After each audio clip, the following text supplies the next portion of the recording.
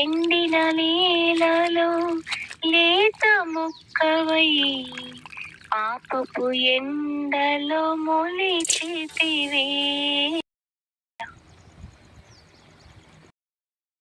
ఉదయకాల సమయంలో చేరిన బిడ్డలందరి మీద నీ ఆత్మను కుమ్మరించు.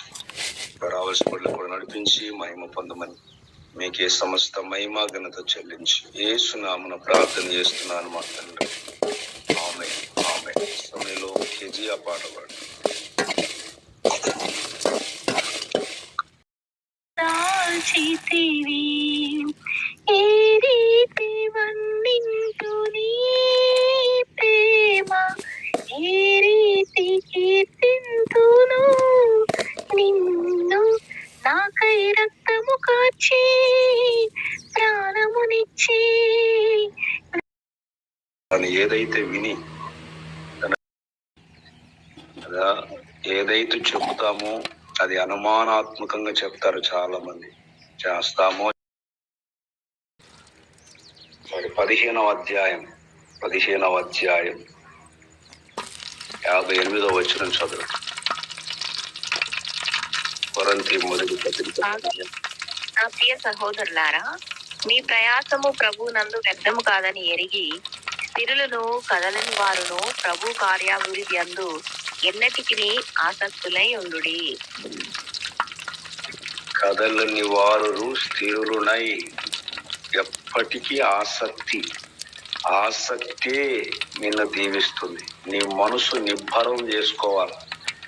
ప్రభు యందు నీ ప్రయాసం ఏది వ్యర్థం కాదు. సులభమేనేమో సూర్యుని కింద జరిగేది అన్ని వ్యర్థం అన్నాడు. లోకములు ఎంత ప్రయాసపడినా ఎంత సంపాదించినా అంతా వ్యర్థమే, అన్నీ విడిచిపెట్టాలి.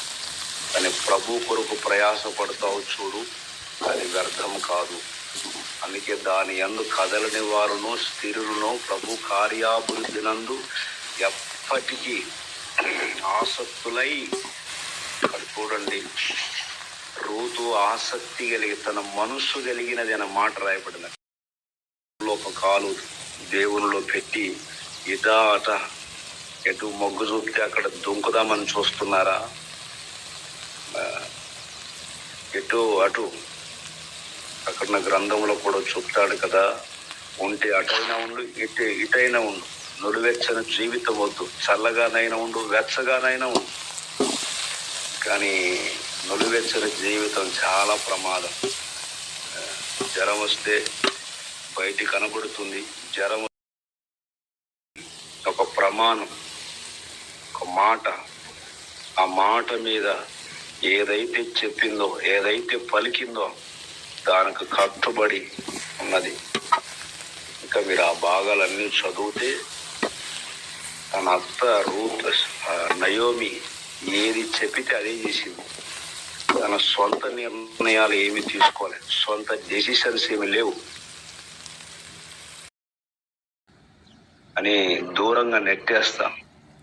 దేవుని ప్రజల స్వభావం అది ఉండకూడదు. పరదేశి పేరుగాంచిన వాడు అప్పుడు ఊరి పెద్దలందరికీ అంటాడు, జనులందరూ ఎరుగుదురు ఈ మంచి ప్రవర్తనని. ఆమెను చేరదీసి ఆమెను విడిపించి ఆమెను వివాహం చేసుకున్న తర్వాత రూతు జీవితం చిగురించడం ప్రారంభించింది. రూతు జీవితం ఆశీర్వదించబడింది.